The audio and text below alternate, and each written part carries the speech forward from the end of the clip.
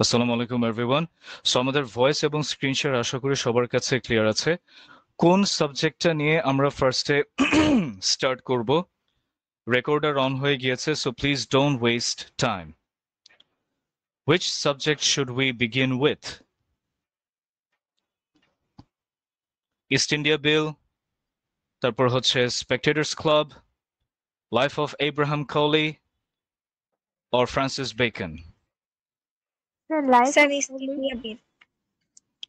Sorry, নাকি East the India Bill life নিয়ে of start করব? Holy. Sir, East East India India Bill. Sorry, এটা অনেক east কঠিন। এটা অনেক কঠিন। ক্লাস রেকর্ড করণে কঠিন তো লাগবেই। ক্লাস রেকর্ডে আমি 14 গোষ্ঠী দিয়ে দিয়েছিলাম, কোনো ইনফরমেশন বাদ রাখিনি। ক্লাস 3 বার রেকর্ড দেখছি, 3 বার। তাহলে তো অনেক কঠিন লাগার। কঠিন। তো তার মানে আমার ক্লাস খারাপ হয়, তার মানে আমার আমি অনেক জটিল করে মানে ব্যাখ্যা দিই, তার মনে মানে থাকে না, বুঝো অনেক না। ইনফরমেশন তো মনে থাকে না। যাই হোক, ক্লাস রেকর্ড দেখে দেখে খাতায় লিখতে হয় বারবার। হ্যাঁ, that is the system. Just class record শুনবা, এরপরে রেখে দিবা, যা শুনছো সবই ভুলে যাবা। আচ্ছা, East India Bill. East India Bill written by কার নাম লিখবো? East India Bill written by Edmund Burke. আমি জানতাম এই ভুলটা অনেকেই করবে। ইস্ট ইন্ডিয়া বিলটা লিখেছিল কে? Prepared by Charles James Fox. এটা ক্রেডিটটা দেওয়া হয় কাকে? Whig leader Charles James Fox. যদিও এটার প্ল্যান বা এটার যে ক্রিয়েশন, মানে এটা সৃষ্টিটা করেছিল হচ্ছে এডমন্ড বার্গ, কিন্তু জিনিসটার ক্রেডিট দেওয়া হয় চার্লস জেমস ফক্সকে। ওকে, এবং এই স্পিচটা উত্থাপন করেছিলেন এডমন্ড বার্গ। আচ্ছা, এটাকে কি বলা হয় এভরিওয়ান? ইস্ট ইন্ডিয়া বিলকে কি বলা হয়? Second Magna Magna Carta. Carta. Second Magna Carta. Magna কার্টার পুরো ফুল ফর্মটা কি? Who can say the full form of Magna কার্টা?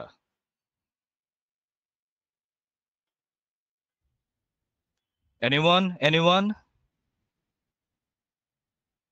বাইরের স্টুডেন্টদের কি বলবো? আমার পেইড স্টুডেন্টরা ঠিক মতো ক্লাস রেকর্ড শুনে না, বাইরের স্টুডেন্টদের কি বলবো? হুদাই আমি এত কষ্ট করে এত ইনফরমেশন দেই।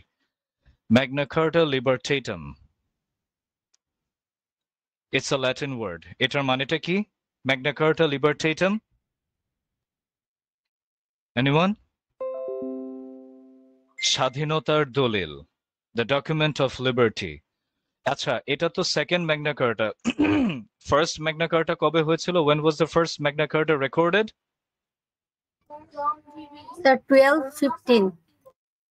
হ্যাঁ, কার দ্বারা? ফার্স্ট ম্যাগনা কার্টা 1215 বাই কে? আচ্ছা, কিং জন অফ ইংল্যান্ড। আচ্ছা, ঠিক আছে, আরেকটা ইনফরমেশন তোমরা আমাকে দাও। এটা ছোটখাটো জাস্ট কয়েকটা ইনফরমেশন তোমাদের জিজ্ঞেস করছি। সাইমা আক্তার, সাইমা ঈশা, তোমরা একটু গ্রুপে এইভাবে লেখো যে পরীক্ষা কি ভালো করতে চাও না নাকি সব মুখস্থ আছে। যদি ভালো করতে চাও ক্লাসে এখনই জয়েন করো, আর লিঙ্কটার কোডটা আবার বাম্প করে দাও। সাইমা আক্তার, সাইমা ঈশা, কারণ এই দুজন খুব সুন্দর করে বলতে পারে। আসসালামাইকুম স্যার, কারেন্ট হ্যাঁ, ছিল বলো। না। আচ্ছা, ঠিক আছে, এখন দিতে থাকো গ্রুপে। একটু কড়া করে বলো যেন পোলাপানের হুঁশ হয়। তো যেমনটা বলছিলাম যে কয়েকটা ছোটখাটো কোয়েশ্চেন জিজ্ঞেস করতেছি তোমাদের রিভিশন লেভেলটা চেক করার জন্য।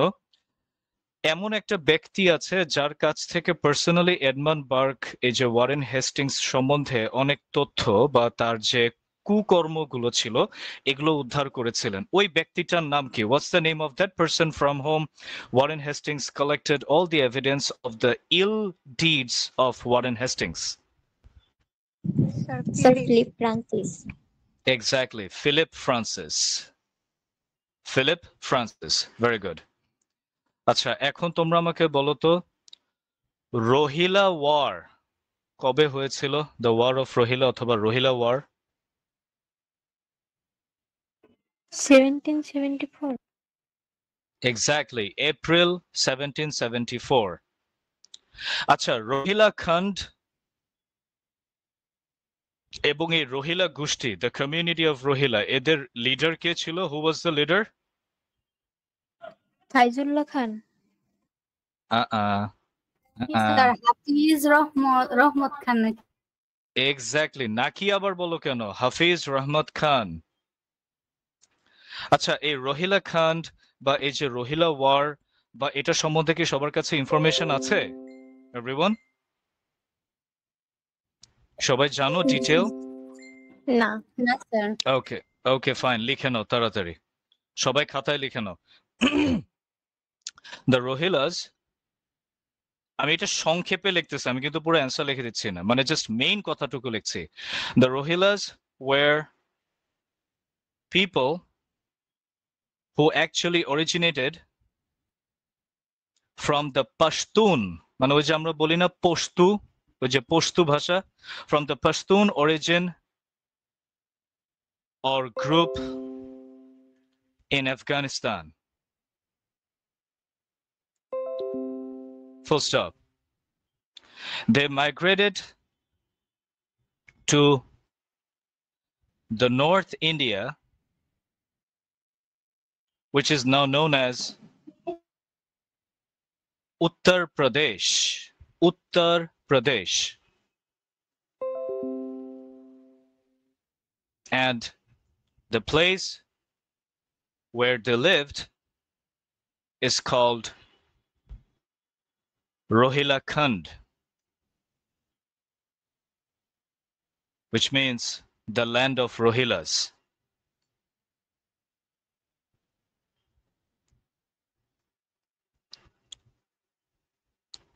এটা হচ্ছে ওদের অরিজিন, মানে এদের অরিজিন ছিল আফগানিস্তান থেকে, পশতুন কমিউনিটি থেকে এরা এসেছিল, এবং এরা নর্থ ইন্ডিয়া যে জায়গাটা, যেটা বর্তমানে উত্তরপ্রদেশ যে স্টেটটা, এখানে ওরা বাস করতো।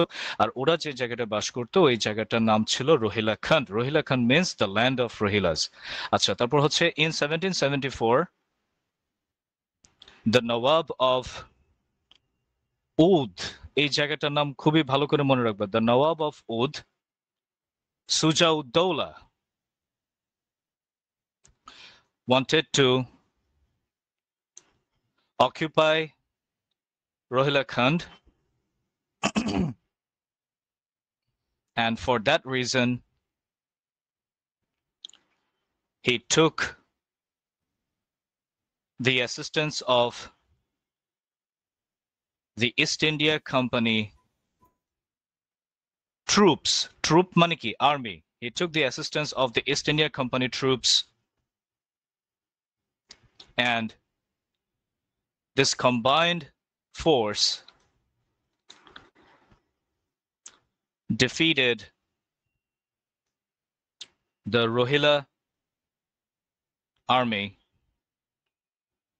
which was led by কে বলতো, কার দ্বারা নেতৃত্ব পেয়েছিল রোহিলা আর্মি? হাফিজ রহমত খান।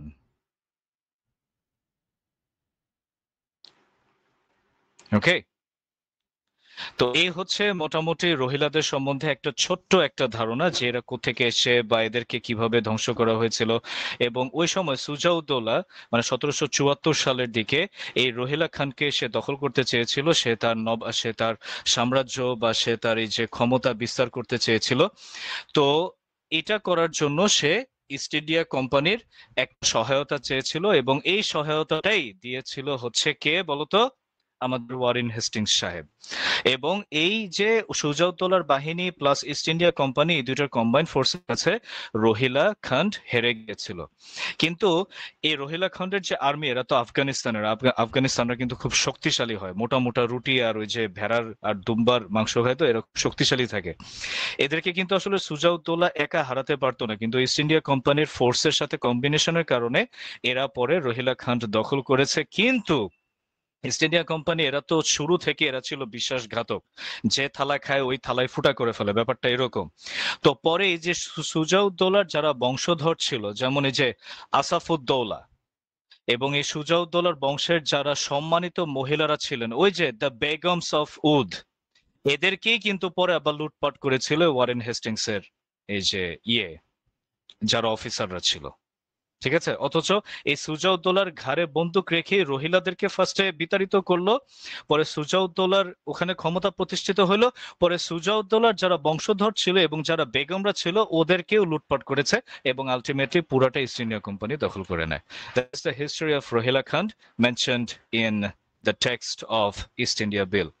সবাই ক্লিয়ার? রোহিলা নাকি রোহিঙ্গা?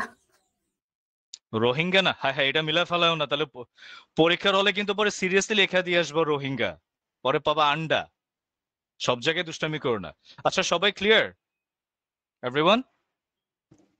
জি স্যার। জি স্যার। আচ্ছা ঠিক আছে, আমাকে একটা নাম বলো তো। বাংলায় একজন ব্রাহ্মণ ছিল, there was a Brahmin in Bangla who was accused falsely by Warren Hastings and who was later executed. একজন ব্রাহ্মণ ছিল যাকে মিথ্যাচার ভাবে অ্যাকিউজ করা হয়েছিল এবং যাকে এক্সিকিউট করা হয়েছিল, তার নাম কি? স্যার রাজা নন্দকুমার। এক্স্যাক্টলি, রাজা নন্দকুমার। কত সালে?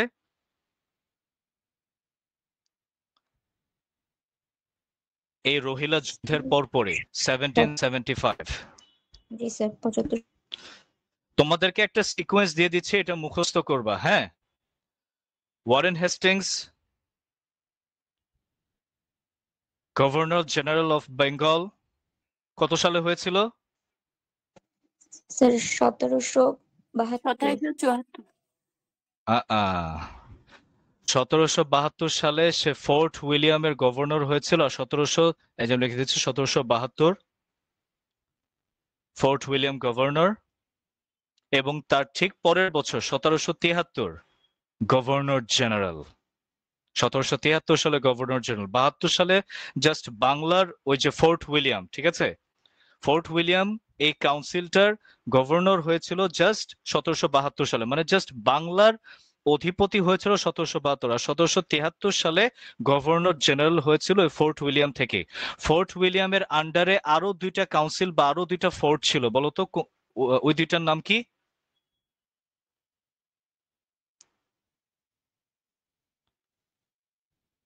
হ্যাঁ, ক্লাসে আমি বলেছিলাম যে তিনটা অঞ্চল মিলে এই বাংলার যে কাউন্সিলটা, মানে ফোর্ট উইলিয়াম, তিনটা অঞ্চলের কন্ট্রোল ছিল এই যে ইয়ার কাছে, ওয়ারেন হেস্টিংস এর কাছে। একটা হলো বাংলা, আর বাকি দুইটা মাদ্রাজ এন্ড দিল্লি। মনে পড়েছে? The council of Madras, the council of Delhi. আচ্ছা তাহলে সিকোয়েন্সটা হচ্ছে 72 সালে বাংলার গভর্নর, 73 সালে গভর্নর জেনারেল, 74 সালে 1774 ওই যে রোহিলা ওয়ার, 1775 নন্দকুমার, তাই না? তারপরে আরেকটা ঘটনা ঘটেছিল, এটা হচ্ছে 1781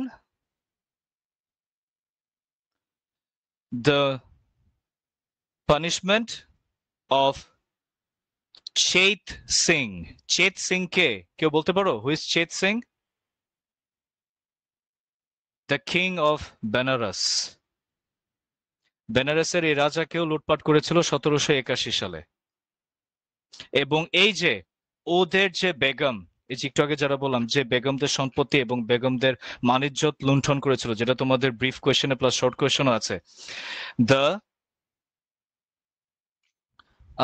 অপারেশন মানে অত্যাচার অফ দ্য বেগমস অফ ওধ 1781 থেকে 1782। আর ফাইনালি এই যে ওয়ারেন হেস্টিংস কবে রিটায়ার করে কেউ বলো তো এভরিওয়ান?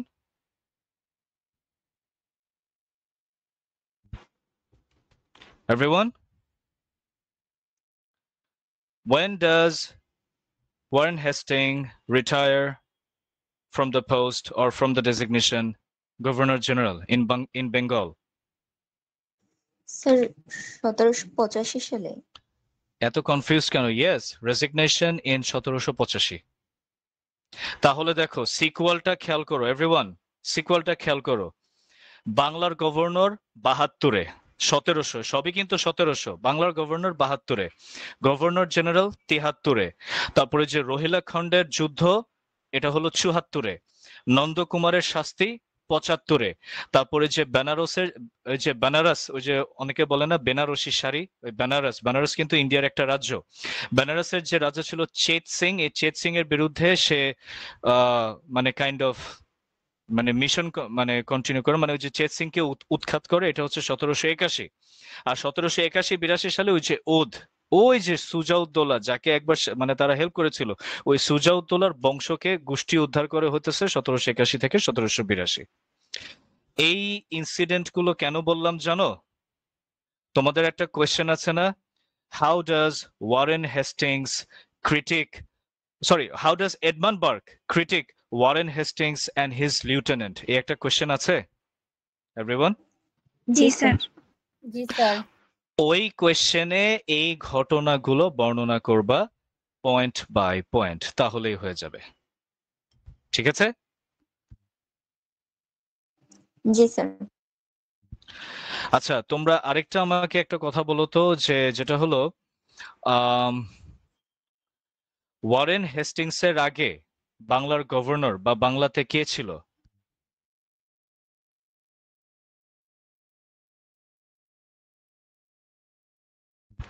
এনিওয়ান?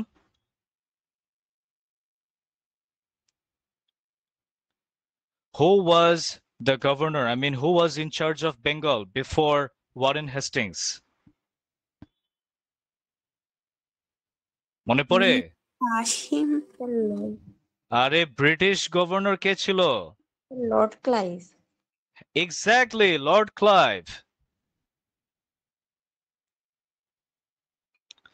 আচ্ছা, আর আরেকটা হচ্ছে যে দুইজন ব্যক্তির নাম বলতে পারো যারা, আচ্ছা এই যে রাজা নন্দকুমারকে যে ফাঁসিতে চড়ানো হয়েছিল, ওই যে একটা বিচার, ওই যে বাংলার যে ওই যে ব্রাহ্মণটা, এই ক্ষেত্রে ওয়ারেন হেস্টিংস কে কে সাহায্য করেছিল, মানে এই ক্ষেত্রে ওর সাহায্যকারী কে ছিল?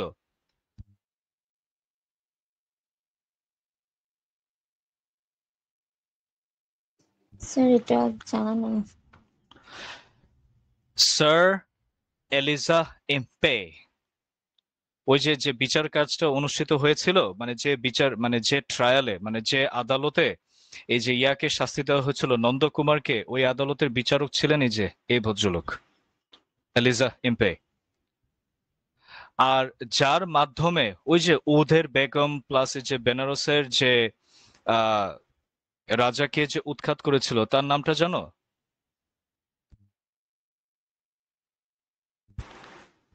এর নাম হচ্ছে স্যার আয়ার কোট। ওই যে বলেছিল না Warren Hastings and his lieutenant, এই যে এরাই ছিল লিউটেন্যান্ট। আমি আবারও বলছি, এলিজা ইম্পে এ ছিল ওই যে বাংলাতে, মানে যখন ওই যে ফোর্ট উইলিয়ামে 1775 সালে যখন ওই যে ব্রাহ্মণটা ওই যে নন্দকুমারকে যখন অন্যায়ভাবে তাকে একটা বিচারের আওতায় এনে তাকে যখন শাস্তি দেওয়া হলো, তখন ওই বিচারক ছিল এই যে এলিজা ইম্পে। এ হচ্ছে ওয়ারেন হেস্টিংস এর এক দোসর। আর আরেকজন দোসর হচ্ছে আয়ার কোট, EYRE, আয়ার কোট। এই আয়ার কোটের মাধ্যমে ওই যে রোহিলা যুদ্ধ, ওই যে রোহিলা যুদ্ধে যে সুজাউদ্দৌলা অংশগ্রহণ করেছিল, এই আয়ার কোটের মাধ্যমে রোহিলা যুদ্ধে এই ব্রিটিশ ইস্ট ইন্ডিয়া কোম্পানির সৈন্যদেরকে পাঠানো হয়েছিল। আর এই আয়ার কোটের মাধ্যমে ওই যে পরবর্তীতে উধের যে নবাব প্লাস ওই যে বেনারসের যে রাজা চেত সিং, এদেরকে উৎখাত করেছিল এই আয়ার কোটের মাধ্যমে। ওয়ারেন হেস্টিংস কিন্তু সরাসরি বেশি ঘটনায় সে নিজে কিন্তু সংযুক্ত ছিল না, তার কিছু চামচা ছিল, মানে তার কিছু দোসর ছিল, যাদেরকে এডমান্ড বার্ক ওই যে তার লিউটেন্যান্ট হিসেবে আখ্যায়িত করেছে। তাদের মধ্যে দুইজনের নাম হলো এটা। আচ্ছা, এখন গাইস তোমরা বলো একটু আমাকে কেউ, যে কোন কোয়েশ্চেনটা, আমি যে জাস্ট অল্প কয়েকটা তথ্য নিয়ে তোমাদের জিজ্ঞেস করলাম, তোমাদেরকে আমি বলবো যে তোমরা স্টাডি গাইডের যে brief question plus short question, এগুলো একটু ভালো করে দেখো। ব্রড কোয়েশ্চেন আছে ক্লাসে আমি যতটুকু পারতেছি আমি নিজে লিখে দিব, কারণ আমি বুঝতেই পারতেছি তোমাদের প্রিপারেশন খারাপ হবেই বা না কেন, খুব স্বাভাবিক। সারা জীবন সারাটা বছর সাজেশন নিয়ে লাফাইছো, মনে করছো পরীক্ষার আগে সাজেশন দেখবো লিখতে পারবো, এখন বুঝো ঠেলা। নন ফিকশনে বানায় লেখার কিচ্ছু নাই, এটা হচ্ছে অনেকটা হিস্টোরি অফ লিটারেচারের মতো। তোমরা স্পেকটেটর ক্লাব লিখবা, ওখানে জোসেফ এডিসন আর রিচার্ড স্টিল যে ঘটনাগুলো বর্ণনা করেছিল ওগুলাই তোমাদের লিখতে হবে, বানায় লেখার কিছু নেই। ইস্ট ইন্ডিয়া বিল এটা তো আরো বেশি হিস্টোরিক। তারপর দ্য লাইফ অফ এব্রাহাম কলির যে গুণাবলী এবং যে ভুল ত্রুটিগুলো এটাও হিস্টোরি থেকে লিখতে হবে। আর ফ্রান্সিস বেকন এ তো হলো আরেক পাগল ছাগল যার পাগলামি ছাগলামি আমরা ফার্স্ট ইয়ার থেকে দেখে আসতেছি। So there is nothing that you can write by your own self. Okay, তো আজকের ক্লাসে আমি যতটুকু সম্ভব ব্রড কোয়েশ্চেন গুলো যতটুকু পারি লিখে দিব। জানি না ওয়ার্ড ফাইল কতটা বড় হবে, তোমরা আমার সাথে সাথে লিখবে। আর তোমরা এই ক্লাসের পর আমার রিকোয়েস্ট থাকবে যে তোমরা ব্রিফ কোয়েশ্চেন এবং শর্ট কোয়েশ্চেন এগুলো একটু ভালো করে দেখো। Okay, alright guys, so please tell me which question should I go for East India Bill থেকে? কোন কোয়েশ্চেনটাতে আগে যাব? এনিওয়ান?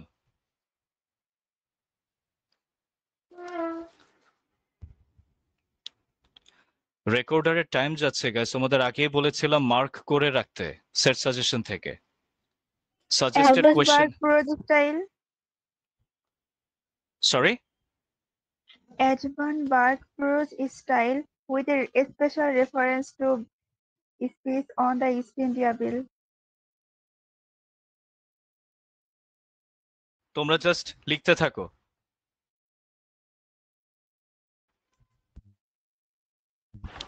ওকে গাইস, তাহলে এডমন্ড বার্কের প্রোস্টাইল, এখানে আমি এক ঢিলে তিন পাখি মারবো। এখানে আমি তিনজনের প্রোস্টাইল ক্লিয়ার করব। তাহলে কি একসাথে লিখলে না তোমাদের মনে থাকবে, কারণ তিনজনের মানে তিনটা রাইটারের প্রোস্টাইল আছে না, ফ্রান্সিস বেকন, জোসেফ এডিসন, আরেকটা হইলো এডমন্ড বার্ক। কি গাইস আছে? তিনজনের জি প্রোস্টাইল স্যার। আছে না? তাহলে তিনজনের প্রোস্টাইল যদি আমি পয়েন্ট আকারে লিখে দেই তাহলে সুবিধা হয় না? আচ্ছা, প্রথমে আসো এডমন্ড বার্ক প্রোস্টাইল। খুব সহজ করে বলতেছি, আগে বুঝো, মুখস্থ করো না, বুঝার চেষ্টা করো, তাহলে দেখবা এমনি লিখতে পারবা। তো এডমন্ড বার্কের প্রোস্টাইল আসলে এটা আমি আর লিখলাম না, প্রথমে একটা ভূমিকা দিবা, এক্সকিউজ মি, তারপর হচ্ছে তার সেকেন্ড প্যারাতে তার ব্যাকগ্রাউন্ড লিখবা। He was an Irish political person and he was also literary person, মানে তার ব্যাকগ্রাউন্ড সম্বন্ধে লিখবা। ইন্ট্রোডাকশনে লিখবা হচ্ছে ইস্ট ইন্ডিয়া বিল সম্পর্কে।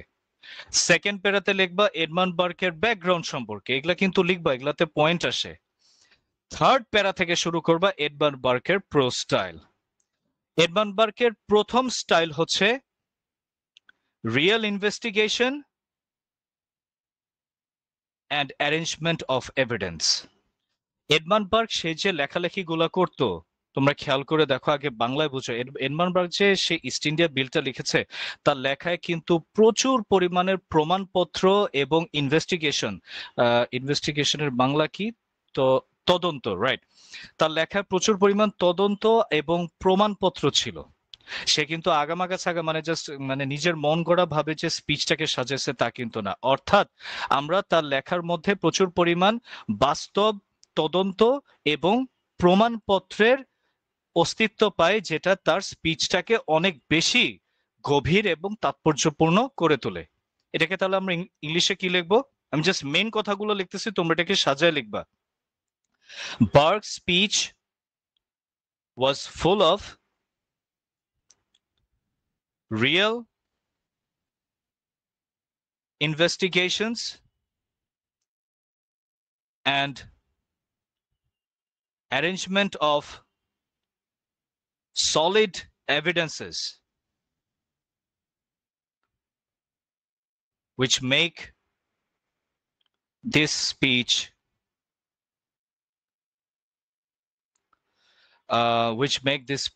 ever memorable and a milestone in the political landscape of England. মানে আমি জাস্ট মেইন কথাটা লিখে দিলাম যে তার লেখার মধ্যে প্রচুর পরিমাণ প্রমাণপত্র প্লাস ইনভেস্টিগেশন, দুইটা কিন্তু আলাদা। একটা হচ্ছে প্রমাণের দলিল, ওই যে ওয়ারেন হেস্টিংস এগুলা করেছিল। ওয়ারেন হেস্টিংস এর সমস্ত চুক্তিপত্র, সে যে বিভিন্ন রাজা, যেমন এই যে সুজাউদ্দৌলা অথবা ওই যে বিভিন্ন ওই যে চেত সিং বা বিভিন্ন মানুষদের সাথে সে যে কিছু চুক্তি করেছিল, চালাকি চুক্তি, প্রত্যেকটা চুক্তি, প্রত্যেকটা মানে বার্তা, ওই সময় তো ওই যে চিঠির মাধ্যমে বার্তা আদান প্রদান হতো না, এই প্রত্যেকটা দলিলের কপি বার্ক তার কাছে রেখেছিল, যেটা হচ্ছে এভিডেন্স। আর ইনভেস্টিগেশন, বার্ক কিন্তু মানে গোপনে ইনভেস্টিগেশন চালিয়েছিল যে ওয়ারেন হেস্টিংস আসলে এগুলা করছিল কিনা। যেমন ওই যে ফিলিপ ফ্রান্সিসের কাছে কিন্তু এডমান্ড বার্ক, এই যে তোমরা ফিলিপ ফ্রান্সিসের কথা এখানে লিখবা, ফিলিপ ফ্রান্সিস, এই ফিলিপ ফ্রান্সিসের কাছে কিন্তু এডমান্ড বার্ক অনেক তথ্য উদ্ঘাটন করেছিল, যেটা হচ্ছে ইনভেস্টিগেশন। ওই যে পুলিশ অফিসাররা যে কোনো একটা ক্রাইম হইলে ইনভেস্টিগেশন করে না, ওই ক্রাইমের এলাকাতে গিয়ে ওই এলাকার মানুষদের কাছে খুঁটিনাটি জিজ্ঞেস করে না, বার্কও কিন্তু এভাবে ইনভেস্টিগেট করেছিল। এটা হচ্ছে তার প্রথম স্টাইল। আচ্ছা, দ্বিতীয় স্টাইল, মোরালিটি অ্যান্ড ওরেটরি স্কিল। আচ্ছা, ওরেটরি স্কিল মানে কি এভরিওয়ান জানো এটা? ওরেটরি, স্যার বাদ ম্যাকবেথ, মিটার যে একটা এক্স্যাক্টলি, এটা তোমরা কয়েকটা জায়গায় পেয়েছো। যেমন এই যে ম্যাকবেথের মধ্যে ছিল ওরেটরি, ম্যাকবেথ খুব ভালো বক্তৃতা দিতে পারতো। আরেকটা জায়গায় পেয়েছো সাতানের ওরেটরি স্কিল, সাতান দারুণ মানে বক্তৃতা দিতে পারতো। সেম ক্ষমতাটা এডমান্ড বার্কেরও ছিল। তার মানে তার স্পিচ স্কিল মানে বক্তৃতার যে স্কিল, এবং আরেকটা হচ্ছে তার এটা কি মোরালিটি, মানে তার বক্তৃতার মধ্যে কিন্তু তার যে একটা বলিষ্ঠ ন্যায়পরায়ণতা, এটাও কিন্তু আমরা দেখতে পেরেছি। Burke speech exhibits his solid morality, ethics or principles, and his brilliant skill of speech delivery oblique oratory. oratory পাওয়ার মানে হচ্ছে স্পিচ ডেলিভারি পাওয়ার, ঠিক আছে? এটা হচ্ছে তার দ্বিতীয় পয়েন্ট। তৃতীয় পয়েন্টে আসো, এলিভেটেড ল্যাঙ্গুয়েজ। বার্ক যে ভাষাটা ব্যবহার করেছিল, ওই ভাষাটা কিন্তু অনেক এলিভেটেড ছিল। এলিভেটেড মানে কি? উঁচু মানের। ওই যে আমরা লিফটের আরেকটা শব্দ বলি না, এলিভেটর। এলিভেটর মানে কি? যে জিনিসটা মানে মানুষকে এলিভেট করে, মানে নিচে থেকে উপরে নিয়ে যায়। তো এলিভেটেড ল্যাঙ্গুয়েজ মানে হচ্ছে উঁচু মানের ভাষা। বার্কের ভাষা কিন্তু খুব উঁচু মানের ছিল, এবং তার সেন্টেন্স গুলো অনেক দীর্ঘ কমপ্লেক্স সেন্টেন্স ছিল, এবং প্রত্যেকটা সেন্টেন্সে হিস্টোরিক্যাল রেফারেন্স, মিথোলজিক্যাল রেফারেন্স সবকিছু নিয়ে আসছে। তাহলে একটা মানুষের কথায় যখন প্রত্যেকটা বাক্যে বাক্যে সে হিস্টোরিক্যাল মানে ঐতিহাসিক রেফারেন্স নিয়ে আসে, তারপর রূপকথার রেফারেন্স নিয়ে আসে, তাহলে কি ওই ভাষাটা কি নর্মাল কোনো ভাষা হয়? ওই ভাষাটা অনেক উঁচু মানের ভাষা হয় না? এটাই। তাহলে এটা তোমরা কি লিখবা? Burke sentences were long and complex in structure,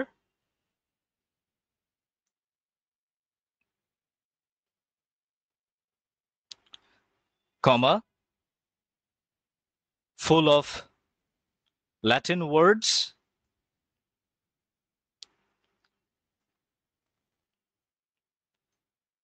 comma, historical and mythological references,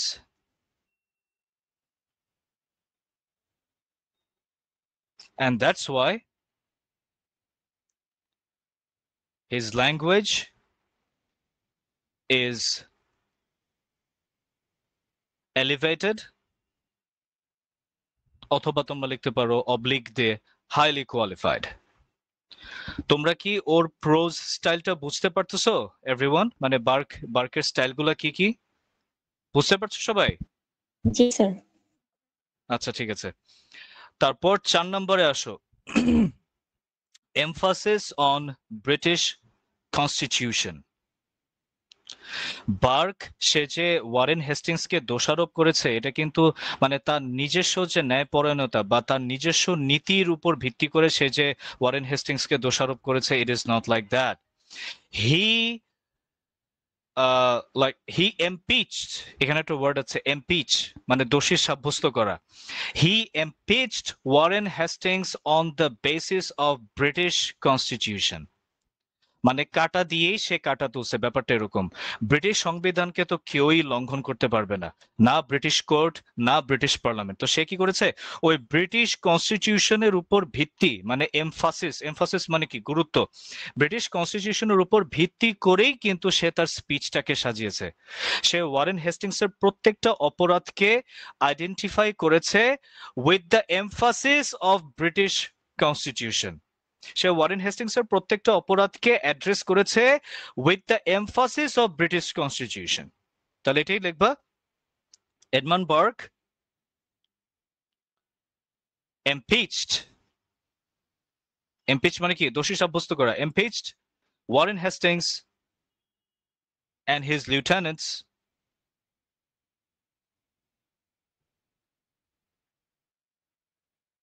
with the emphasis on the principles of British Constitution. ঠিক আছে, মানে সে যাই দোষারোপ করেছে এটা কিন্তু তার নিজস্ব নীতি থেকে দোষারোপ করে নাই, মানে নিজের যে প্রিন্সিপাল, ওই মানে নিজের, মানে সে নিজে যে নীতিতে নীতিতে চলে ওই নীতি থেকে সে দোষারোপ করে নাই।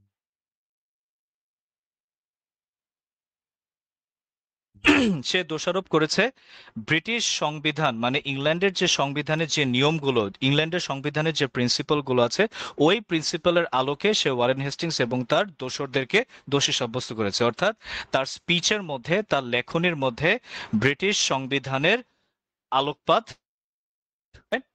তারপরে হচ্ছে ক্লিয়ার ইমেজারি, ইমেজারি আর কি, ইমেজারি কি এভরিওয়ান, ইমেজারি আমরা জানি এটা হচ্ছে দৃশ্যগত বর্ণনা। প্রত্যেকটা লেখক, তোমরা জানো যে যারা রোমান্টিক পোয়েট ছিল, John Keats, William Wordsworth, S T Coleridge, William Blake, এরা কিন্তু প্রত্যেকে এদের কবিতার মধ্যে খুব সুন্দর, এক্সকিউজ মি, খুব সুন্দর দৃশ্যগত বর্ণনা আনতে পারত, এবং এই দৃশ্যগত বর্ণনাকে বলা হয় ইমেজারি। তো এই এডমান্ড বার্গ সে তার এই স্পিচের মধ্যে ইন্ডিয়ার, তৎকালীন ইন্ডিয়ার খুব সুন্দর দৃশ্যগত বা ভিজুয়াল ডেসক্রিপশন নিয়ে এসেছিল। মানে ইন্ডিয়ার ওই সময়ে যে করুণ চিত্র, মানে ইন্ডিয়ার যে ডেভাস্টেটিং সাইট, সাইট মানে দৃশ্য, এটা খুব সুন্দরভাবে তার স্পিচে উঠে এসেছিল। মানে তার স্পিচের মাধ্যমে যেন ইন্ডিয়াকে, মানে ইন্ডিয়াকে যেন সরাসরি দেখা যাচ্ছিল, তার ইমেজারি মানে তার ভিজুয়াল ডেসক্রিপশনটা এত পাওয়ারফুল ছিল। তাহলে এটা কি লিখবো, Edmund Burke introduced the devastating situation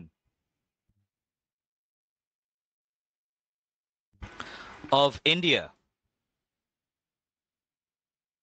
by means of, মানে কি, মাধ্যমে clear visual description oblique imagery। তার মানে একেবারে পরিষ্কার দৃশ্যগত বর্ণনা হচ্ছে তার লেখার আরেকটা স্টাইল বা তার আরেকটা প্রোজ স্টাইল। তারপরে বর্ণনা তোমাদের জন্য কি বেশি হয়ে যাচ্ছে এভরিওয়ান? জি স্যার। বেশি হয়ে যাচ্ছে, তাহলে এতটুকুই রাখবো নাকি আরো দুই একটা পয়েন্ট দিয়ে দিব? না স্যার স্যার, আরো দু একটা দেন। স্যার আচ্ছা ঠিক দেন আছে, স্যার, কারণ স্যার আচ্ছা ঠিক আমাদের তো আছে, সবগুলো মনে থাকবে না, যেটা মনে আসে তখন আমরা ওইটা ইউজ করব। লিখতে থাকো, আমার সাথে সাথে কলম চালাতে থাকো। আরেকটা হচ্ছে philosophy and future consequence. Edmund Burke সে কিন্তু একজন ফিলোসফার ছিল, পলিটিক্যাল ফিলোসফার। তোমরা গুগলে সার্চ দিলে দেখবা লেখা আসে যে সে শুধুমাত্র একজন রাজনীতিবিদই ছিল না, সে কিন্তু রাজনীতির দার্শনিকও ছিল। মানে সে তার নিজস্ব একটা দর্শন ছিল, এই দর্শন দিয়ে কিন্তু সে সবকিছুকে বিচার করত। তার এই স্পিচের মধ্যেও তার যে ফিলসফি এটা পরিষ্কার দেখা যায়, এবং তার স্পিচের মধ্যে ভবিষ্যৎ একটা কনসার্ন, মানে ভবিষ্যৎ কনসার্ন বলতে কিরকম, বর্তমানে যা ঘটতেছে এটা ভবিষ্যতে কি ফলশ্রুতি নিয়ে আসতে পারে, এটাও কিন্তু তার লেখার আরেকটা স্টাইল। এই যে আমি লিখে দিচ্ছি, বার্গস রাইটিং exhibits মানে প্রদর্শন করে a deep political philosophy and future concern. মানে আমি সংক্ষেপে জাস্ট মেইন কথাটা লিখলাম, তোমরা কিন্তু এত সংক্ষেপে লেখো না। ওয়েল, তাও আমি দেখতেছি আমি যে সংক্ষেপে লিখতেছি তাও অ্যান্সার অনেক বড় হয়ে গেছে। তাহলে তোমরা যদি সাজায় গুছায় এক্সপ্লেন করে লেখো তাহলে বুঝো এই অ্যান্সারটা কত বড় হবে। এক্সামিনার মার্কস না দিয়ে কই যাবে বলো? মানে তার লেখার মধ্যে তার নিজস্ব একটা ফিলোসফি পাওয়া যেত এবং সে ভবিষ্যৎ নিয়ে কনসার্ন থাকতো। মানে তার স্পিচের মধ্যে কিন্তু এটাও বলা ছিল যে ইস্ট ইন্ডিয়া কোম্পানি যদি এভাবেই চলতে থাকে তাহলে কিন্তু ভবিষ্যতে এরকম এরকম পরিণাম আসবে। দ্যাট মিনস তার স্পিচের মধ্যে কি ছিল? ভবিষ্যৎ নিয়ে কনসার্ন, মানে ফিউচার কনসার্ন ছিল। ওকে, এটা তার লেখার আরেকটা স্টাইল। আর লাস্টে আরেকটা দিতে পারো, ল্যাঙ্গুয়েজ অর্নামেন্টস। ল্যাঙ্গুয়েজ অর্নামেন্টস এর মধ্যে ওই যে, এটা আমি আর কি লিখবো, এটা তো তোমরা জানো। ল্যাঙ্গুয়েজ অর্নামেন্টস কি? ওই যে figure of speech, use of metaphors, simile. তাহলে গাইজ কয়টা বৈশিষ্ট্য হলো? এভরিওয়ান কুইকলি, কয়টা বৈশিষ্ট্য হলো? স্যার 7টা। চলবে? জি স্যার। আচ্ছা ঠিক আছে। তো এডমান্ড বার্কের, আচ্ছা এখন তোমরা বলো, আমার ক্লাসের মধ্যে মুখস্থ করে ফেলো। এডমান্ড বার্কের প্রো স্টাইল হলো 7টা। আমি একজনকে বলবো, সে নামগুলো বলবে, তোমরা মনে মনে নামগুলো মুখস্থ করে নাও। মিসকাতুল, বাংলায় জি বলো তো স্যার। এই 7টা পয়েন্ট কি কি? বাংলাতে, ইংলিশে না। প্রথম পয়েন্টটা হচ্ছে, স্যার রিয়েল ইনভেস্টিগেশন মানে আসল তদন্ত। হ্যাঁ, And আসল there তদন্ত এবং প্রমাণপত্র। এটা হলো প্রথম বৈশিষ্ট্য। তোমরাও মনে মনে মুখস্থ করো। আচ্ছা, 2 নম্বর, স্যার মোরালিটি মানে নীতি নৈতিকতা, আর ওরেটরি স্টাইল মানে হচ্ছে স্পিচের স্কিল, মানে কথা বলার বা বক্তৃতা দেওয়ার যে বাগ্মিতা। স্কিলটা। হ্যাঁ, তাহলে 1 নম্বরটা হচ্ছে প্রচুর পরিমাণ প্রমাণপত্র এবং তদন্ত। দ্বিতীয়টা হচ্ছে তার যে ইয়া, এই যে মানে তার যে মোরালিটি, মানে তার কথার মধ্যে বাগ্মিতাও আছে এবং নৈতিকতাও আছে। আচ্ছা, 3 নম্বর, উঁচু মানের ল্যাঙ্গুয়েজ। উঁচু মানের ল্যাঙ্গুয়েজ, মানে সে কোনো স্বাভাবিক, মানে আমরা যে সিম্পল সেন্টেন্স দেখি সে কোনো সিম্পল সেন্টেন্স লেখা নেই। তার সেন্টেন্স গুলো লম্বা ছিল এবং এই সেন্টেন্স যে শুধু কমপ্লেক্সই ছিল তা না, এটার মধ্যে হিস্টোরিক্যাল রেফারেন্সও ছিল, মিথোলজিক্যাল রেফারেন্সও ছিল, মানে ঐতিহাসিক এবং রূপকথার রেফারেন্স ছিল। তো ঐতিহাসিক আর রূপকথার রেফারেন্স দেওয়া কমপ্লেক্স সেন্টেন্স, এটা কি মানে উঁচু মানের ল্যাঙ্গুয়েজ না? তারপর 4 নম্বর, ব্রিটিশ কনস্টিটিউশনের উপর জোর দিয়ে উনি এগুলা বলছেন। হ্যাঁ 4 নম্বর হইতেছে ব্রিটিশ সংবিধানের উপর জোর দিয়ে, মানে তার লেখার মধ্যে ব্রিটিশ সংবিধানের আলোকপাত আছে। 5 নম্বর, ক্লিয়ার ইমেজারি। মানে দৃশ্যগত বর্ণনা, তার লেখার মধ্যে দৃশ্যগত বর্ণনা আছে। 6 নম্বর, ভবিষ্যতে ফল কি হবে সেটা নিয়ে ওনার কনসার্ন ছিল। এবং তার লেখার মধ্যে তার একটা আলাদা ফিলোসফিও ছিল, মানে একটা দার্শনিক ভাবও ছিল।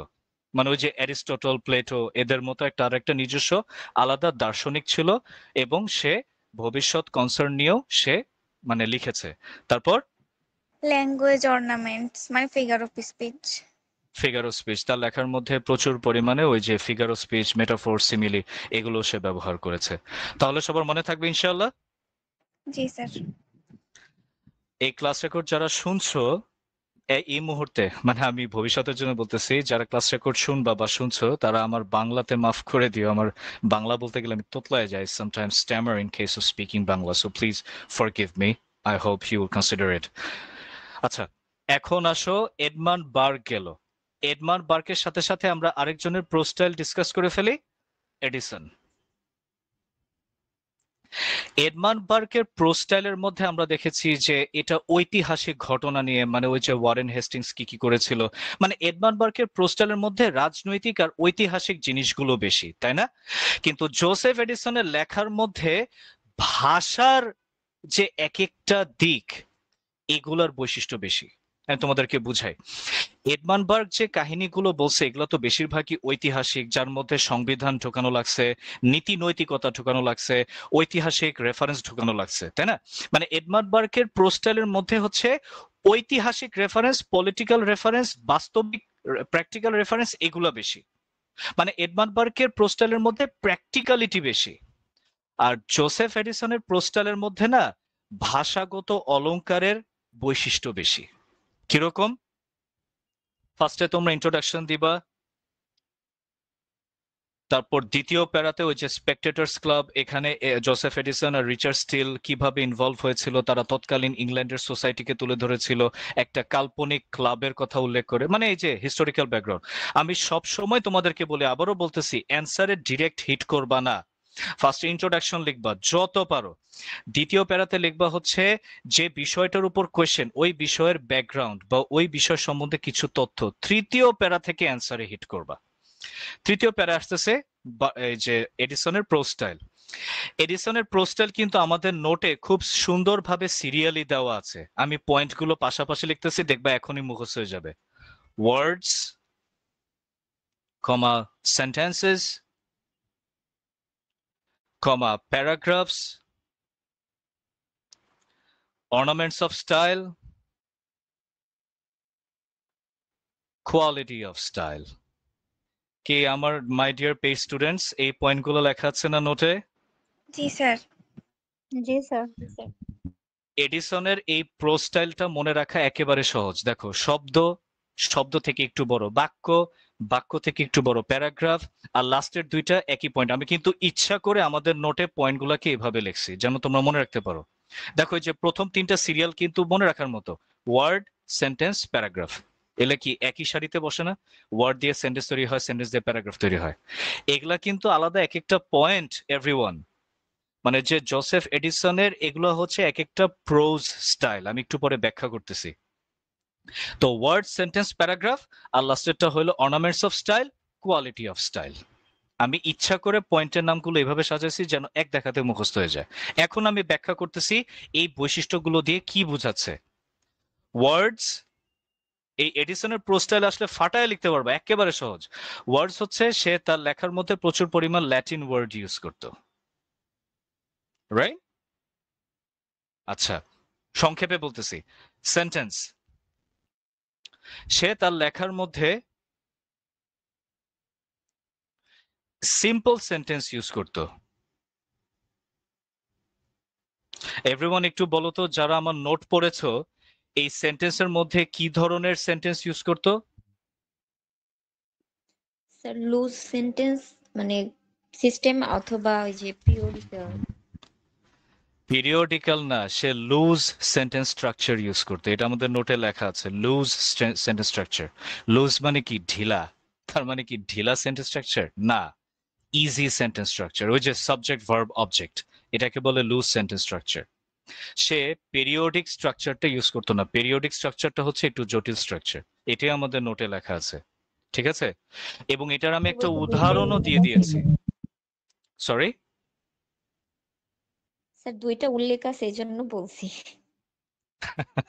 না বুঝে পড়লে, আন্দাগুন্দা পড়লে হবে? সেন্টেন্সটা তো দেখবা আমি কি লিখছি। পিরিয়ডিক স্ট্রাকচার ইউজ করতো না, লুজ স্ট্রাকচার ইউজ করতো। এবং লুজ স্ট্রাকচারটা কিরকম, আমি একটা উদাহরণ দিয়েছি, যে কোয়ালিফাইং ক্লজ, মানে যেটা অ্যাডজেক্টিভ ক্লজ, এই অ্যাডজেক্টিভ ক্লজটাকে সে সেন্টেন্সের ভিতরে, in the middle of the sentence, সেন্টেন্সের ভিতরে ঢুকাতো না, সেন্টেন্সের লাস্টের দিকে রাখতো, সেন্টেন্সের শেষের দিকে সে অ্যাডজেক্টিভ ক্লজগুলোকে রাখতো যেন সেন্টেন্সটা সিম্পল লাগে। ওকে, আচ্ছা, তাহলে ওয়ার্ড ইউজ করতে হচ্ছে ল্যাটিন ওয়ার্ড, এবং তার ভোকাবুলারি যে স্টকটা, এটা অনেক, মানে তার বিশাল ভোকাবুলারি স্টক ছিল। তারপর হচ্ছে সেন্টেন্স, সে সেন্টেন্স মানে সে খুব সাধারণ সেন্টেন্স ইউজ করতো, এবং তার সেন্টেন্স স্ট্রাকচার ছিল যে লুজ সেন্টেন্স স্ট্রাকচার। এরপরে আসো প্যারাগ্রাফ, এটা একেবারে সহজ।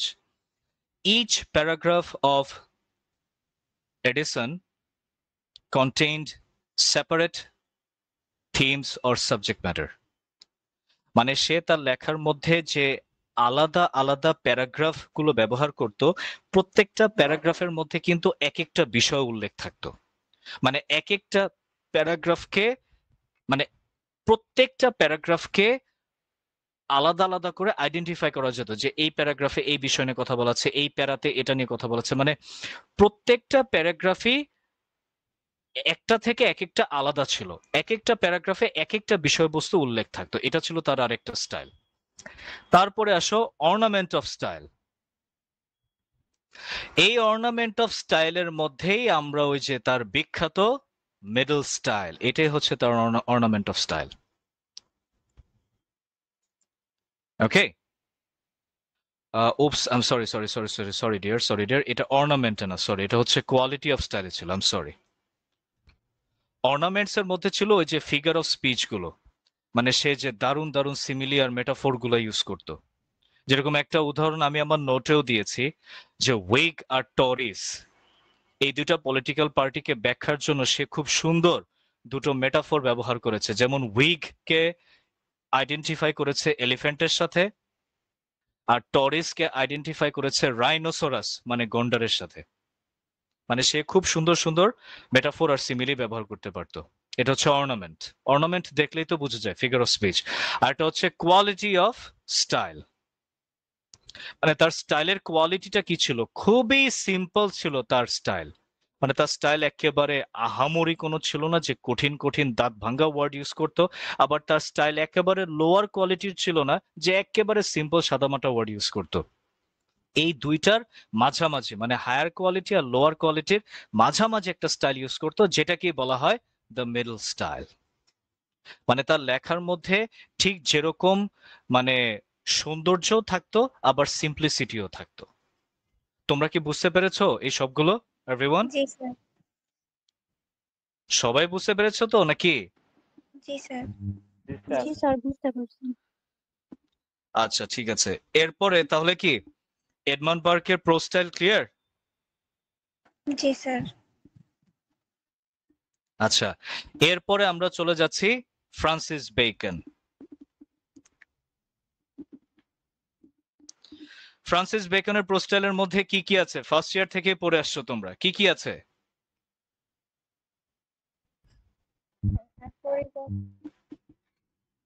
প্রথমেই অ্যাফোরিজম। আচ্ছা আমি লিখবো না, তোমরাই বলো আগে কি কি ছিল। অ্যাফোরিস্টিক স্টাইল, একটাই মনে আছে, আর কিছু নাই? Epigrammatic style, simplicity, allusion, practical wisdom, তারপর হচ্ছে ব্যালেন্স আচ্ছা এবং এপিগ্রামার, আচ্ছা এপিগ্রামাটিক মানে কি? Epigram phrases with few words. সংক্ষিপ্তকরণ যে। আচ্ছা ঠিক আছে। আচ্ছা বলো, অ্যাফোরিস্টিক গেল, এপিগ্রামাটিক স্টাইল গেল, আর কি? অ্যালুশনস, অ্যালিউশনস, ভেরি গুড। অ্যালিউশন মানে কি? Reference, very good. তিনটা গেল, আমি এখনো লিখতেছি না, আমি দেখি তোমাদের প্রিপারেশন কতটুক। অ্যাফোরিস্টিক স্টাইল গেল, এপিগ্রামাটিক বা এপিগ্রাম গেল, অ্যালিউশন গেল, তারপর didacticism, practical wisdom, morality, Practical wisdom. Morality, practice. Advice, didacticism, figure of speech. আচ্ছা আচ্ছা, অনেকগুলো চলে আসছে। মোরালিটি, আচ্ছা আমি লিখে দিচ্ছি, যাক এতক্ষণে পাইছি যেটা এতক্ষণ খুঁজতেছিলাম। সবার আগে হচ্ছে অ্যাফোরিজম, তারপর হচ্ছে এপিগ্রামেটিক স্টাইল বা এপিগ্রাম, তারপর 3 নম্বরটা জানি কি বলছিল তোমরা? অ্যালুশনস, অ্যালিউশন, রাইট, থ্যাংক ইউ। অ্যালিউশনস মানে রেফারেন্স। তারপর 4 নম্বরটা হচ্ছে ডাইডাক্টিক, মানে ধর্মীয় উপদেশ থাকে। 5 নম্বরটা হচ্ছে মোরালিটি অ্যান্ড অ্যাডভাইজিং, মানে অ্যাডভাইস। আচ্ছা, আর আরেকটা কি ছিল বলো তো? Practical wisdom. Practical wisdom. Practical উইজডমের সাথে অবশ্য অ্যাফোরিস্টিক বা অ্যাফোরিজমের একটু মিল আছে, তাই না? আচ্ছা অ্যাফোরিজম বা হ্যাঁ আরেকটা কি আছে বলো? Classical use of classical languages. Greek, উনি অনেক Greek language use করে।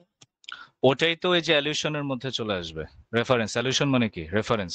সে গ্রিক, ল্যাটিন, বিভিন্ন মিথোলজি থেকে অনেক রেফারেন্স নিয়ে আসতে পারতো, তাই না?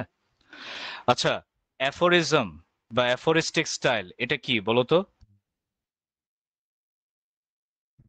Simple word but deep meaning. Sir একটা কমপ্লেক্স আইডিয়াকে মানে সিম্পল ওয়েতে বা সিম্পল ল্যাঙ্গুয়েজে উপস্থাপন করা। লেখাটা শর্ট হবে কিন্তু এর বিস্তারিত অনেক। আমি এখনো অ্যাফোরিজমের পারফেক্ট সংজ্ঞা পাইনি। এই হলো তোমাদের প্রিপারেশন না? Aphorism First is a transformation of a truth or sentiment. বাংলায় বলো, বাংলায় বলো, বাংলায় বলো। মুখস্থ তোতা পাখির মতো বললে এরকমই অবস্থা হবে। বাংলায় আমি ধারণাটা জানতে চাচ্ছি। এভরিওয়ান, অ্যাফোরিজম মানে কি? আচ্ছা, অ্যাফোরিস্টিক্স, সংক্ষিপ্ততা। হ্যাঁ সংক্ষিপ্ততা আছে, কিন্তু সংক্ষিপ্ততা অনেকগুলো বৈশিষ্ট্যের মধ্যে একটা বৈশিষ্ট্য। আর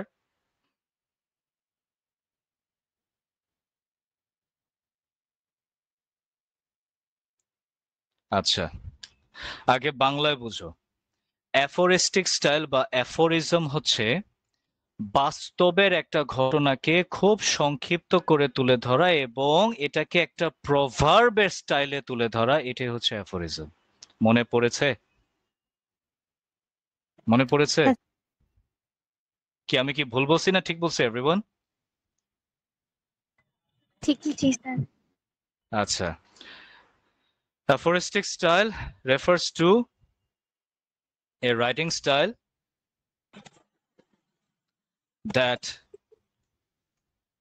involves practical events described shortly and often in a style of proverb so that it is easy to remember. ওই যে অনেক সময় বাস্তব জিনিসকে বোঝানোর জন্য বিভিন্ন প্রবাদ বা প্রবচন আমরা ব্যবহার করি না? যেরকম একটা কথা আছে আমাদের ময়মনসিংহে, অল্প বিদ্যা ভয়ঙ্করী জুতারে বলে আলমারি, ব্যাপারটা এরকম। So this is called aphoristic style. Everyone clear? জি স্যার। জি স্যার। আচ্ছা, এবার তোমরা, হ্যাঁ বলো, কিছু বলবে? স্যার, চুল চেরা বিশ্লেষণ এটাও কি অ্যাফোরিস্টিক ওয়ার্ড? অফকোর্স, চুলচেরা বিশ্লেষণ, এটাই তো অ্যাফোরিস্টিক স্টাইল। আচ্ছা, তারপরে আরেকটা তোমরা আমাকে বলো, এপিগ্রাম। What is epigram?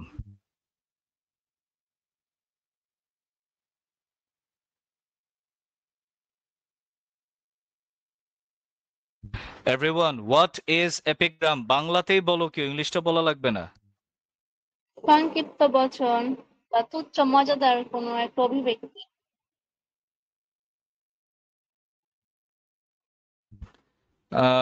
মোটামুটি। অন্য কেউ? Sir weighty or pointed expression. Weighty ঠিক আছে, কিন্তু মানে এটা কিভাবে, মানে কিভাবে থাকে এটা? Sir, hmm hmm. full of terms and sometimes there is contrast in its statement. আচ্ছা, আমি তোমাদেরকে একটা বলতেছি। মনে করো একটা জিনিস আমি তোমাকে বোঝাতে চাচ্ছি, কিন্তু জিনিসটা এত চতুরভাবে, মানে এত মানে ক্লেভারলি আমি তোমাকে উপস্থাপন, মানে তোমার সামনে উপস্থাপন করেছি, এবং জিনিসটা প্যারাডক্সিক্যালি উপস্থাপন করেছি সংক্ষেপে, যেন তুমি মনে রাখতে পারো। সংক্ষেপে যেন তুমি মনে রাখতে পারো। যে লেখো, সরি লেখো না, দেখো। Epigram is a writing style that refers to a short or concise writing with a clever description, often paradoxical,